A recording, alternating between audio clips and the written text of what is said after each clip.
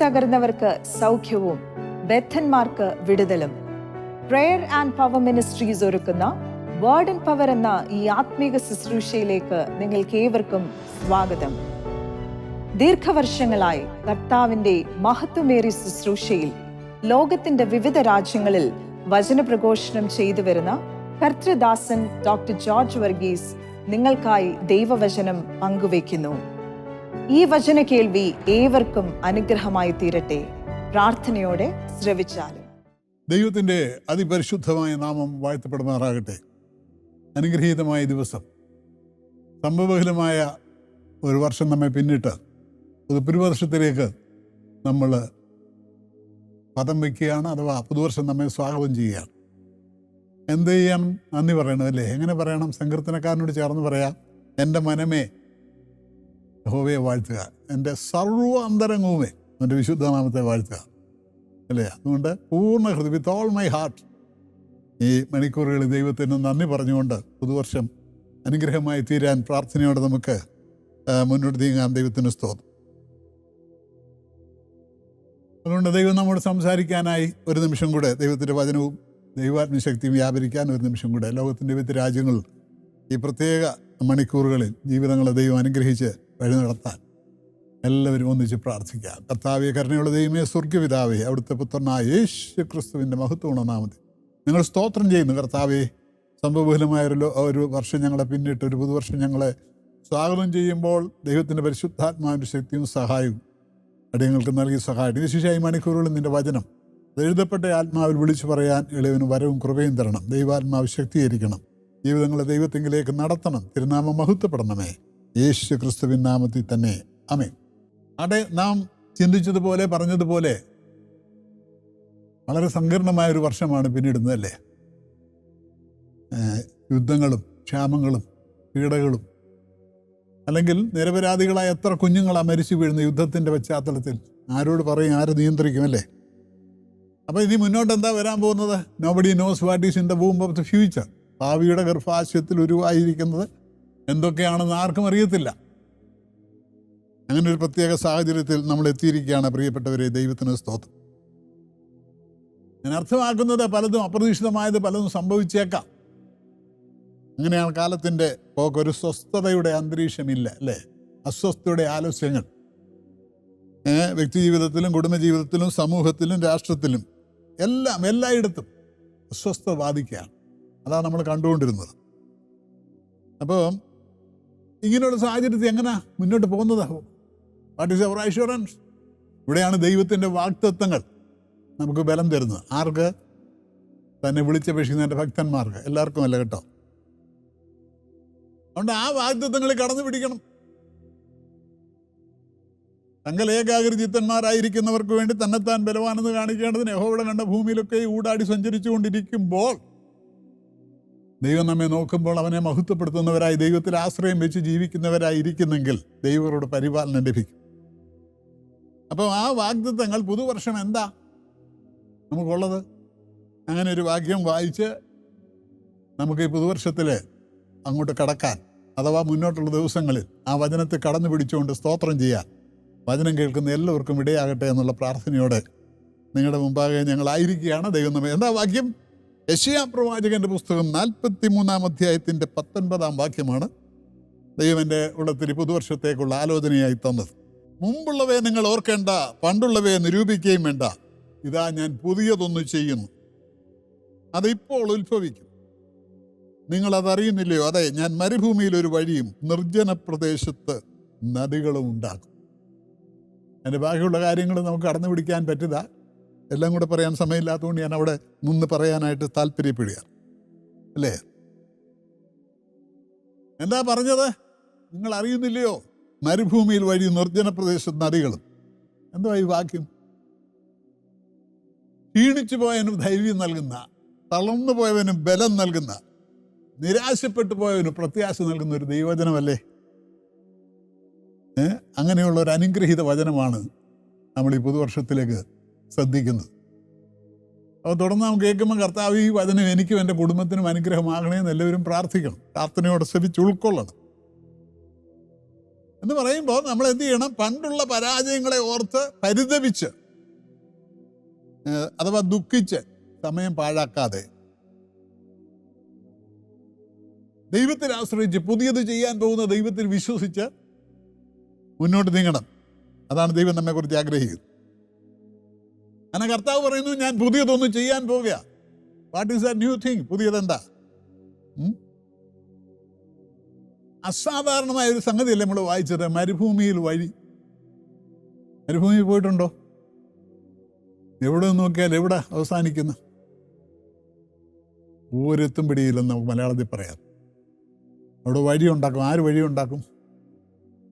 നിർജ്ജന പ്രദേശത്ത് നീരൊഴുക്ക്, ഡ്രൈ ലാൻഡിൽ, ഉണങ്ങിയ നേരത്ത് ഇവിടെയൊക്കെ നീരൊഴുക്ക് കൊടുക്കാൻ, നീരുറവിളെ പുറപ്പെടുവിക്കാൻ ദൈവം പ്രവർത്തിക്കാൻ പോകാൻ. സ്തോത്രം ചെയ്യണം കേട്ടോ. അക്ഷരാർത്ഥത്തിൽ അവിടെ മാത്രം നിന്ന് ചിന്തിക്കാനല്ല, മനസ്സിലാക്കാനല്ല.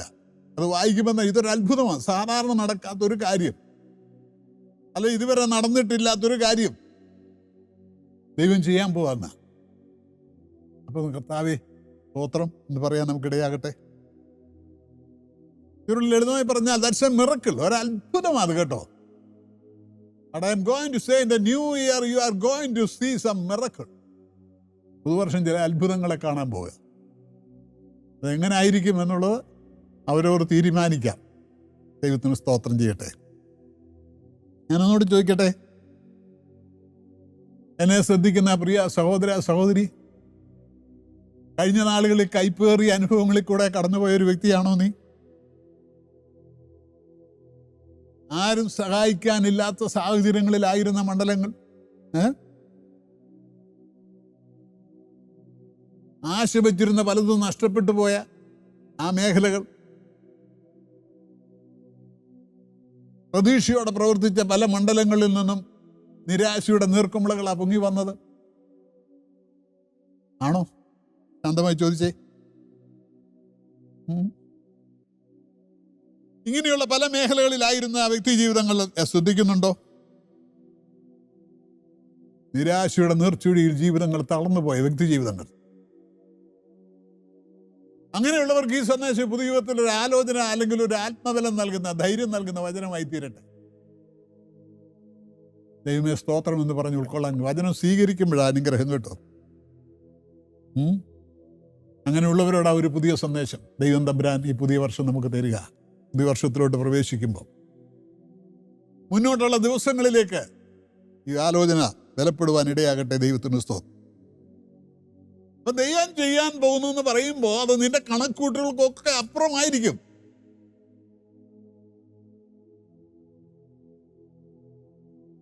പൗലോസിന്റെ ഭാഷയിൽ പറഞ്ഞാൽ ചോദിക്കുന്നതിലും നിരക്കുന്നതിലും ഒക്കെ അത്യന്തപരമായ രീതി ദൈവം നടത്തും.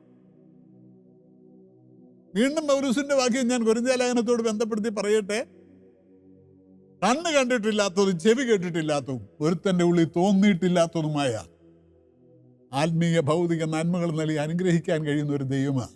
അതായി വചനത്തിന്റെ സത്യം. അപ്പൊ പിമ്പിലോട്ട് നോക്കുമ്പോൾ ഇതൊന്നും ഇല്ല. അതുകൊണ്ട് അത് ഓർക്കണ്ട കേട്ടോ. Never think about that. Forget. ദൈവം സംതിങ് ന്യൂ, പുതിയത് ചിലത് ചെയ്യാൻ ആഗ്രഹിക്കുന്നു പുതുവർഷം. കർത്താവേ, അതെനിക്കൊരു അനുഗ്രഹമാകണേ എന്ന് എത്ര പേര് പ്രാർത്ഥിക്കും? കേവലം ഒരു വാക്കായി മാത്രം അവസാനിക്കാതെ. അപ്പൊ എല്ലാവർക്കും അല്ല അല്ലേ? എല്ലാവർക്കും അല്ല. പിന്നെ ആർക്കാ? ദൈവം പറയുന്ന പുതിയ ചില കാര്യങ്ങൾ ഉൾക്കൊള്ളാൻ കഴിയുന്നവർക്കായി ഈ പുതിയ അനുഗ്രഹം ദൈവം നൽകുന്നത് പുതുവർഷം. എന്തുവാ ദൈവം നൽകുന്ന പുതിയ ആലോചന? പുതിയതായി ചിലത് നമ്മൾ ചെയ്യണം. ഒത്തിരി കാര്യങ്ങളുണ്ട്. പരിമിതമായ സമയത്തിനുള്ളിൽ ഓടി ഞാൻ കമ്പിവാചകത്തിൽ പോയിന്റ് മാത്രമേ പറയാൻ സമയമുള്ളൂ.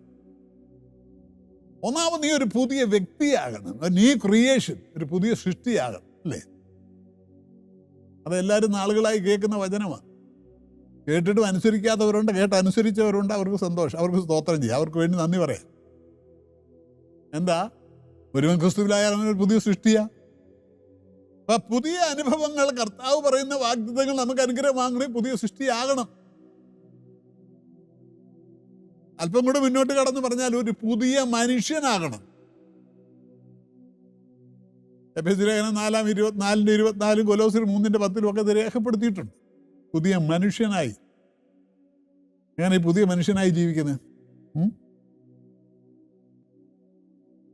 എഫെസ്യ ലേഖനം 4:24 ഇങ്ങനെ: മുമ്പിലത്തെ നടപ്പ് സംബന്ധിച്ച് ചതിമോഹങ്ങളാൽ വഷളായി പോകുന്ന പഴയ മനുഷ്യനെ ഉപേക്ഷിച്ച് നിങ്ങളുടെ ഉള്ളിലെ ആത്മാവ് സംബന്ധമായി പുതുക്കം പ്രാപിക്കുന്ന പുതു മനുഷ്യനെ ധരിച്ചുകൊള്ളു.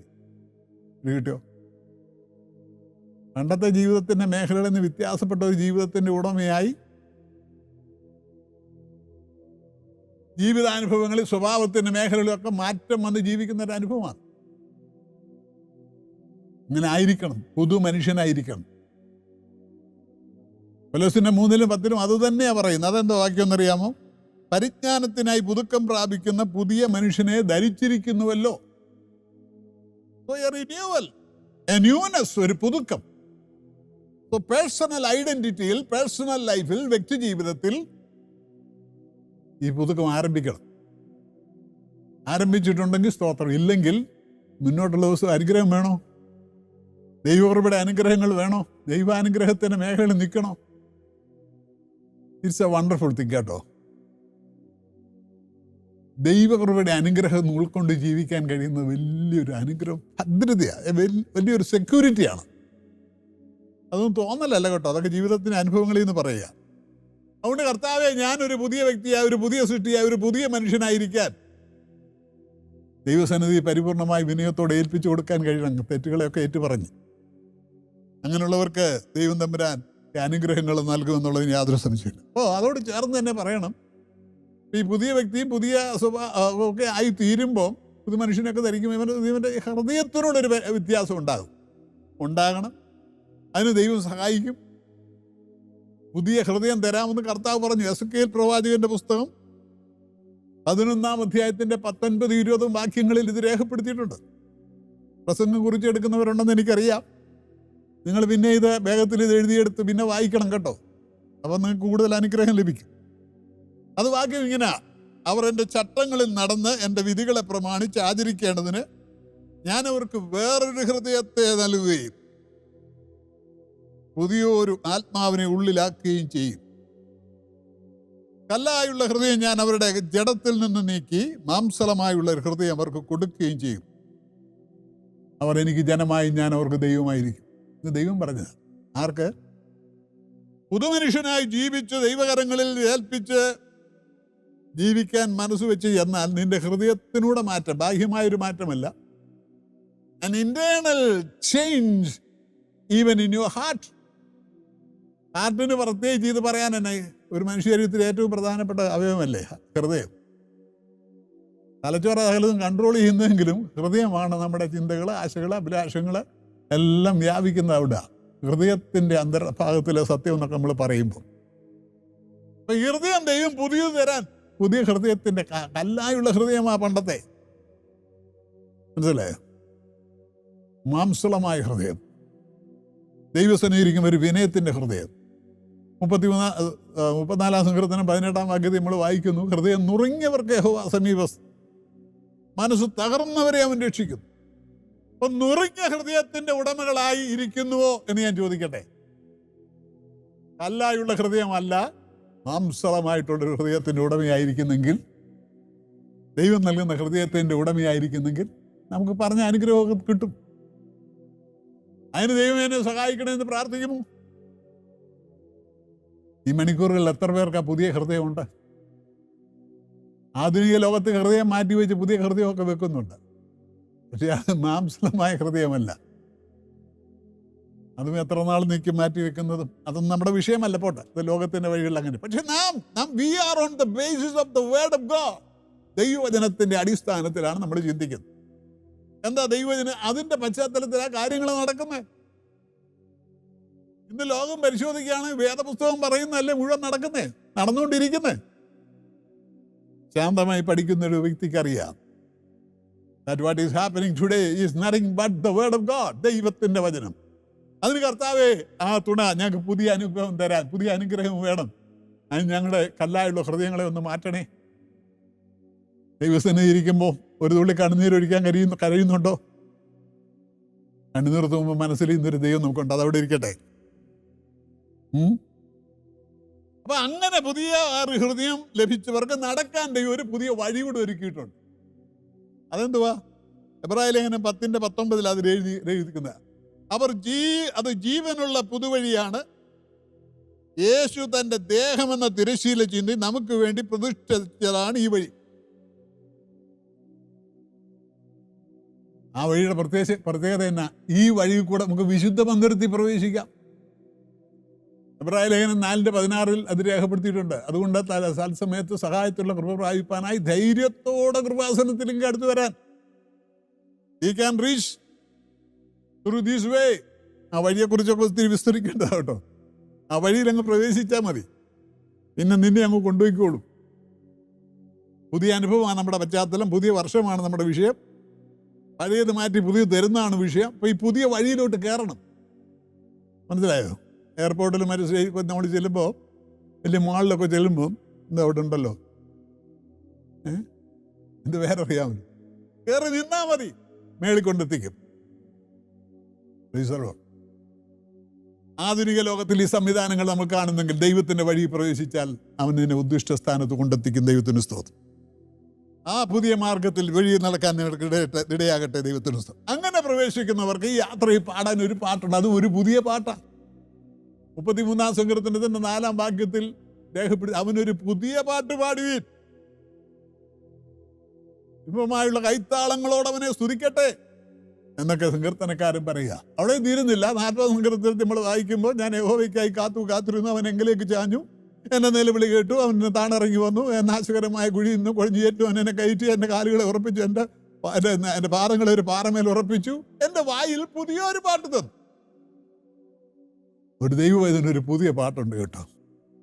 വീണ്ടെടുപ്പിൻ്റെ ഗാനം പാടാൻ മനസ്സിൽ പ്രേരണ വരുന്നുണ്ട്. അന്തരാത്മാവിൽ ജീവനുള്ള ദൈവത്തിൻ്റെ പൈതലിന് അവൻ്റെ ഉള്ളിൽ ഗാനം ഉയരും, പാട്ടുയരും. കഴിഞ്ഞ കാല ഭക്തന്മാരൊക്കെ പാടിയ പാട്ട് ഇപ്പോഴും നമ്മൾ പാടി സന്തോഷിക്കുന്നത് എന്താ? ജീവിതത്തിൻ്റെ അന്തർധാരയിൽ അവർ ദൈവവുമായി ബന്ധപ്പെട്ടപ്പോൾ ദൈവം വെളിപ്പെടുത്തി കൊടുത്ത ആ വലിയ മനോഹരമായ വിഷയങ്ങളാണ് അവർ പാടിയത് കേട്ടോ, വർഷങ്ങൾ കഴിഞ്ഞിട്ടും. അപ്പോൾ അവനൊരു പുതിയ പാട്ടുണ്ട്. ദൈവത്തിന് സ്തോത്രം. എന്ന് മാത്രമല്ല, പുതിയത് ഞാൻ ഓടിച്ച് പറയാം കേട്ടോ, പുതിയ പാട്ട് പാടുന്നവന് ഒരു പുതിയ എണ്ണ കൊടുക്കാമെന്ന് പറയും. അതെവിടെ?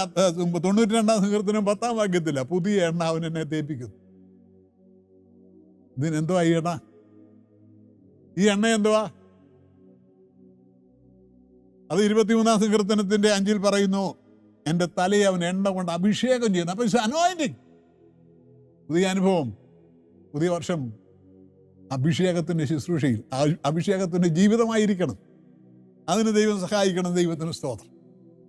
ഇതെല്ലാം ഇതിനകത്ത് പറഞ്ഞിരിക്കുന്ന നന്മ അനുഗ്രഹം കേട്ടോ. പുതിയ വർഷം പുതിയത് ചെയ്യാമെന്ന ഇതൊന്നും കുറയാതെ പ്രാപിക്കാൻ കഴിയും. പക്ഷെ വഴിയെ നടന്നാൽ പോരാ. ദൈവസന്നിധിയിൽ ഏകാഗ്രതയോട് അടുത്ത് വന്ന് ജീവിതം സമർപ്പിച്ച് പുതിയ സൃഷ്ടിയായി പ്രാർത്ഥിക്കുന്നവനാണ് അനുഗ്രഹം. ഇന്ന് മാത്രമല്ല, അവൻ്റെ ജീവിതത്തിൽ ദൈവാത്മാ പറയുന്ന ഒരു പുതിയ കൽപ്പന. യെരമ്യാ 31:3 നമ്മൾ വായിക്കുന്നു, യഹോവ ദൂരത്തുനിന്ന് എനിക്ക് പ്രത്യക്ഷനായി എന്നോട് അരുളി ചെയ്ത്, ഞാൻ നിത്യസ്നേഹം കൊണ്ട് നിന്നെ സ്നേഹിച്ചിരിക്കുന്നു.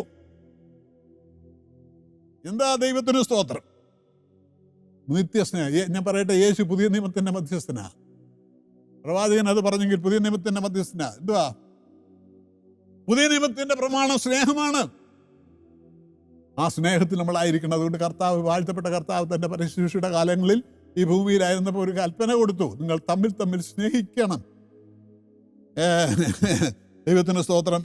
യോഹന്നാന്റെ സുവിശേഷം 13:34 രേഖപ്പെടുത്തുക. That's the biggest commandment as Jesus in this world. ഈ ഭൂമിയിലായിരുന്നു പറഞ്ഞതാ. ഇല്ലെങ്കിൽ ഗുണമില്ല. നമ്മൾ കാരണം ഈ fellowship should be vertical and horizontal. ചിലർ പറയും എനിക്ക് എൻ്റെ ദൈവത്തോടാ കാര്യം. നോ, ദൈവത്തോടും മനുഷ്യനോടും കാര്യമുണ്ട്.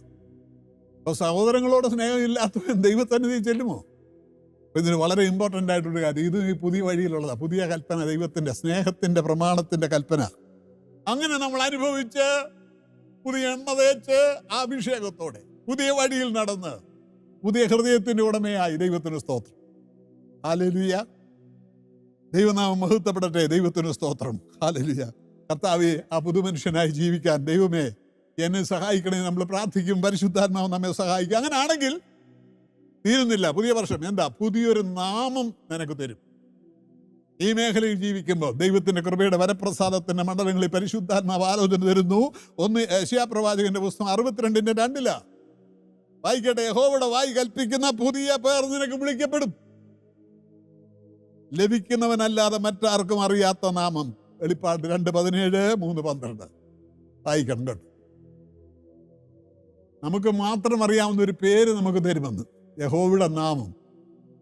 യഹോവയുടെ വായി കൽപ്പിക്കുന്ന ഒരു പുതിയ പേര് എന്ന് വെച്ചാൽ നാം അറിയപ്പെടാൻ പോകുന്നത് യേശുവിൻ്റെ പേരിലാണ്. ശാന്തമായി പരിശോധിക്കട്ടെ. സകല നാമത്തിനും മേലായ നാമമുള്ള കർത്താവായ യേശു ക്രിസ്തുവിന്റെ നാമത്തിൽ നീ അറിയപ്പെടുന്നെങ്കിൽ സ്തോത്രം ചെയ്യണ്ടേ? യേശു എന്ന് പറഞ്ഞ ആരാ? ദൈവം എന്ന് പറഞ്ഞ ആരാ? കർത്താവ് എന്ന് പറഞ്ഞാൽ ഈ അണ്ടഘടാങ്ങളെ സൃഷ്ടിച്ച വലിയവനായ ദൈവം.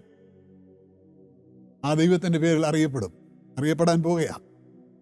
ഒരു കാര്യം ഞാൻ പറയാം, ഇന്നിപ്പോൾ ഈ ഭൂമിയിലെ പരപ്പിൽ നമ്മൾ നടക്കുമ്പോൾ ദൈവമക്കളൊന്നും പറഞ്ഞാൽ വലിയ വിലയില്ല. ഉണ്ടോ സമൂഹത്തിൽ? When compare to the world, ലോകത്തിന് ജ്ഞാനികൾക്ക് ഇതൊക്കെ ബോഷത്വമാണ്.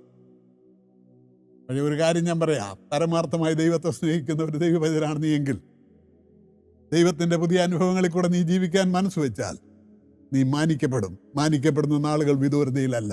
ഒരു പുതിയ നാമം നിനക്ക് തരുമെന്ന് വേദപുസ്തകം നമ്മെ പഠിപ്പിക്കുന്നു. ദൈവത്തിന് സ്തോത്രം. ഈ ഭൂമിയിൽ മാന്യതയൊന്നും കിട്ടിയില്ലെങ്കിലും ദൈവം മാനിക്കുന്ന ഒരു ദിവസം മുമ്പിലുണ്ട്. അതിനോട് പ്രത്യാശയോട് ഓടിക്കോണം. ഹല്ലേലൂയ, ദൈവത്തിന് സ്തോത്രം. അധികം വിദൂരമല്ലെന്ന് ഒരിക്കൽ കൂടെ ഞാൻ ആവർത്തിച്ച് പറയാം. എന്താ പറയാൻ? പുതുവർഷം നീ ദൈവത്തെ മാനിച്ചാൽ ദൈവം നിന്നെ മാനിക്കും. കാരണം ദൈവം പറഞ്ഞ് ഞാൻ പുതിയതൊന്നും ചെയ്യാൻ പോവുകയാണ്. പുതിയത് ചെയ്യുമ്പോൾ അത് അനുഭവമാകണോ? കർത്താവേ, ഈ പറഞ്ഞ പുതിയ കാര്യങ്ങൾ എൻ്റെ ജീവിതത്തിൽ ഉണ്ടായിരിക്കണമെന്ന് പ്രാർത്ഥിക്കണം. എന്താ കർത്താവ് പറഞ്ഞത്? പുതിയത് ചെയ്യാൻ പോകും. അതുകൊണ്ട് എന്ത് സംഭവിക്കും? കഴിഞ്ഞ വർഷം നടക്കാതെ പോയ ചില കാര്യങ്ങൾ, കൈവിട്ടു പോയ ചില അനുഗ്രഹങ്ങൾ തീർന്നോ? പുതുവർഷം നമ്മെ തേടി വരുന്നു. അത് പ്രാപിക്കാൻ കഴിയണം. ശാന്തമായിട്ടൊന്ന് പരിശോധിച്ചേ. ദൈവവചനം കേൾക്കും ലോകത്തിൻ്റെ വിവിധ രാജ്യങ്ങളിൽ ഇരുന്നുകൊണ്ട് ദൈവവചനം ശ്രദ്ധിക്കുന്നവരെ സ്നേഹത്തോടെ അർപ്പിക്കട്ടെ. ഒന്നും നഷ്ടപ്പെടത്തില്ല കേട്ടോ. ദൈവപ്രമാണങ്ങളുടെ വഴികളിൽ ദൈവവചനത്തെ അനുസരിച്ചുകൊണ്ട് പുതിയ അനുഭവങ്ങളുടെ മണ്ഡലങ്ങളിൽ നമ്മൾ ജീവിക്കുകയാണെങ്കിൽ ദൈവം പുതിയത് ചില നിന്റെ ജീവിതത്തിൽ ചെയ്യും. അതിനെന്നെ സഹായിക്കണമേ. കാരണം ദൈവത്തിൻ്റെ വചനം നമ്മെ ഓർമ്മിപ്പിക്കുന്നു, മരുഭൂമിയിൽ വഴിയും നിർജ്ജന പ്രദേശത്ത് നീരൊഴുക്കുകളും ദൈവം ഒരുക്കും. എന്ന് വെച്ചാൽ കഴിഞ്ഞ നാളിൽ നടക്കാതെ പോയ പലതും അധ്വാനിച്ചിട്ട്, ഞാൻ ഓർമ്മിപ്പിക്കട്ടെ, പരിശുദ്ധാത്മാവ് ഓർമ്മിപ്പിക്കുന്നു, രാത്രി മുഴുവൻ അധ്വാനിച്ചിട്ട് ഒന്നും പിടിക്കാത്ത ശിഷ്യന്മാരെ പോലെ നിരാശയുടെ മണ്ഡലങ്ങളിൽ മടങ്ങി വന്ന് ആയിരുന്നൊരു കൂട്ടം ശിഷ്യന്മാരല്ലേ. കർത്താവിനോട് കൽപ്പിച്ചല്ലോ, പറഞ്ഞു, അതനുസരിച്ചു. അവർക്ക് വേണേ ബുദ്ധിയുടെ പ്രമാണത്തിൽ പറയാമായിരുന്നു, ഒത്തിരിയൊക്കെ പ്രവർത്തിച്ചാവുന്നു. നോ നോ നോ, കർത്താവ് എന്ത് പറഞ്ഞാലും അത് ഉൾക്കൊള്ളാൻ കഴിയട്ടെ, കേൾക്കാൻ കഴിയട്ടെ, അനുസരിക്കാൻ കഴിയട്ടെ. അവിടെ അനുഗ്രഹം. There comes a blessing. ദൈവത്തിന് സ്തോത്രം ചെയ്യുമോ? ഹല്ലേലൂയ.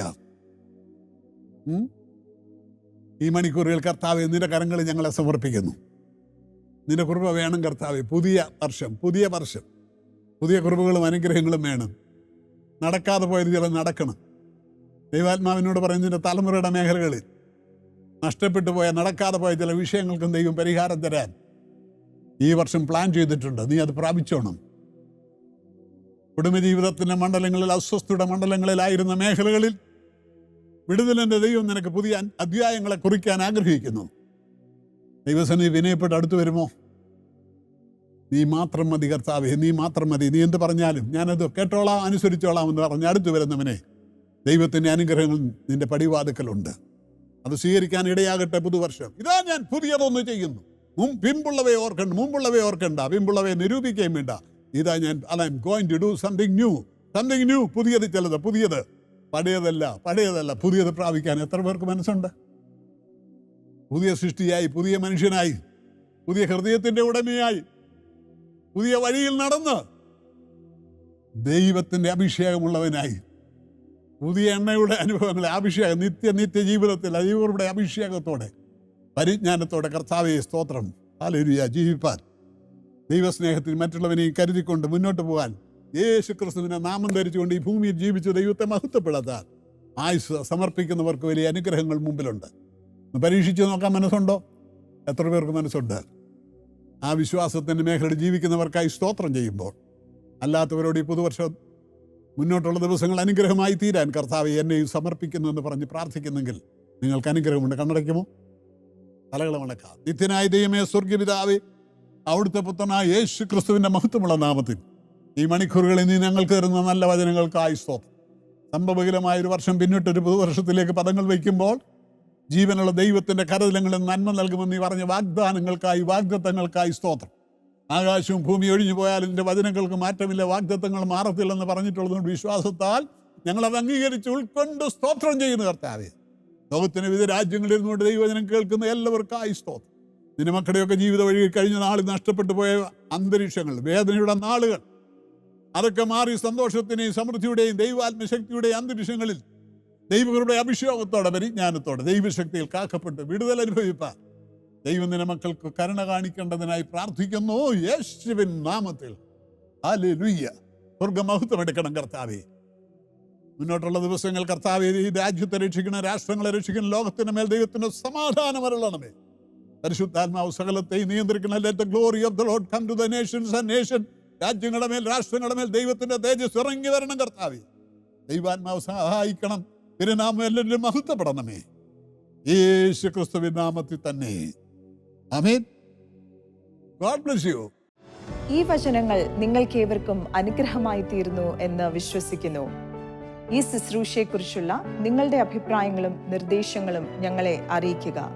അതോടൊപ്പം നിങ്ങളുടെ പ്രാർത്ഥനാ വിഷയങ്ങൾക്കും കൗൺസിലിംഗ് ആവശ്യങ്ങൾക്കുമായി സ്ക്രീനിൽ കാണുന്ന ഫോൺ നമ്പർ, ഇമെയിൽ ID എന്നിവയിൽ ഞങ്ങളുമായി ബന്ധപ്പെടുക. കർത്താവ് ഏവരെയും അനുഗ്രഹിക്കുമാറാകട്ടെ. God bless U.